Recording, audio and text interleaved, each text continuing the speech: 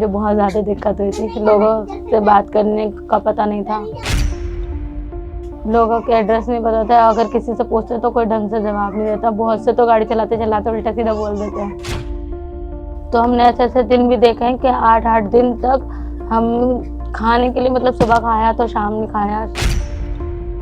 बहुत से लोग कहते हैं लड़की को अकेला देख के कुछ भी बोल देते थे।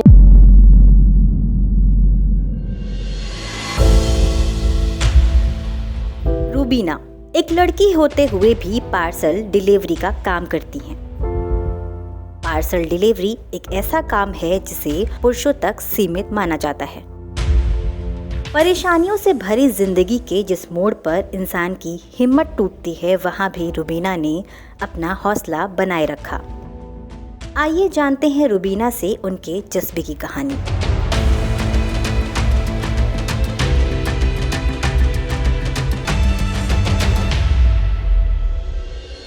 7 बजे पहुंचना होता है। अगर 7 बजे नहीं पहुंचते तो एंट्री नहीं होती, एब्सेंट लग जाती है।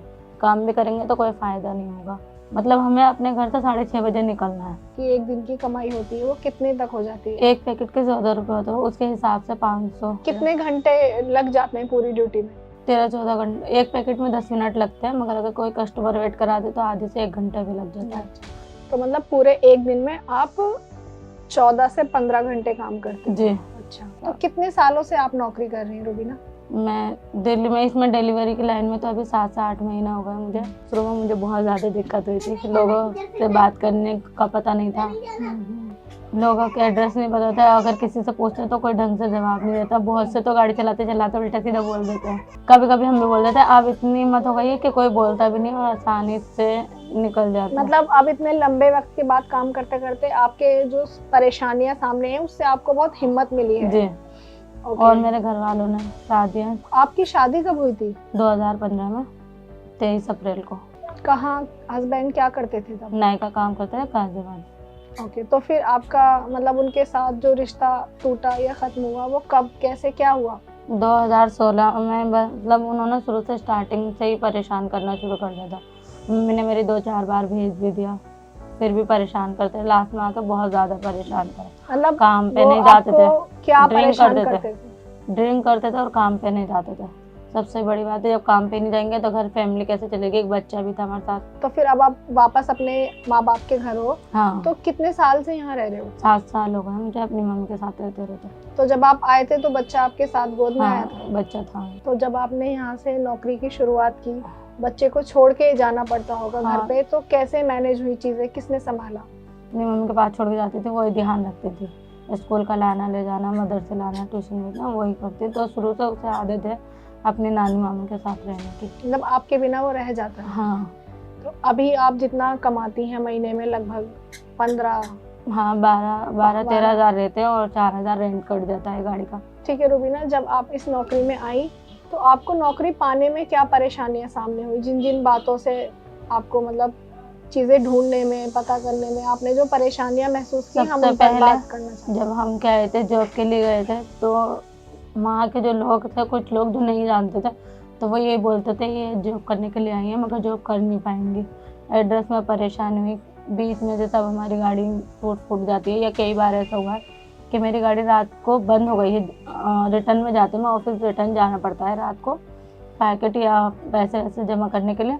तो मेरी गाड़ी बंद हो गई थी। तो मेरे छोटे वाले सर थे, वो मुझे रात को बाइक पे से पेड़ लगा के ऑफिस तक पहुंचाया। फिर उन्होंने एओडी करवाई, फिर घर तक छोड़ के आए, मुझे यहाँ तक छोड़ के गए। तो मतलब आपका साथ दिया उन लोगों ने, जो हाँ। आपके बॉस हैं, आपको सपोर्ट करते हैं? हाँ, वो बहुत सपोर्ट करते हैं, हमारा ध्यान रखते हैं। और जितने भी मेंबर हैं वो बहुत अच्छे हैं।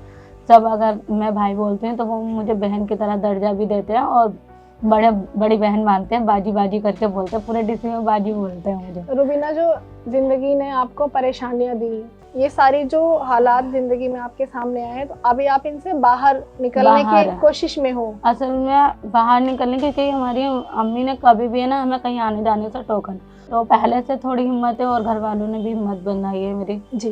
तो पार्सल डिलीवरी का काम थोड़ा मुश्किल लगता है। तो जैसे आप जिसके घर सामान डिलीवर करने जाती हैं, कभी ऐसा हुआ हो किसी ने आपसे सामान लिया और आपको देखकर चौंके हो कि वुमेन पार्सल डिलीवरी है? जब फर्स्ट टाइम पार्सल देने गई थी तो एक अब्बा थे, तो उन्होंने मुझे बहुत शाबाशी दी। तो आप अपने बेटे की परवरिश में ऐसा क्या उसे सिखाना चाहती हैं ताकि जब वो बड़ा हो तो वो अपने परिवार के लिए एक अच्छा इंसान बने, वैसा जैसा आप चाहती होंगी अपने लिए? मैं चाहती हूँ कि लड़की की इज्जत करे, अगर किसी को लाए तो निभा के, जो मेरी अम्मी ने मेरे भाइयों को सिखाया है कि किसी के आगे हाथ मत फैलाना, अपने बीवी बच्चों का अच्छा से अच्छा देखना। ओके रुबीना, तो आप कुछ कहना चाहती हैं?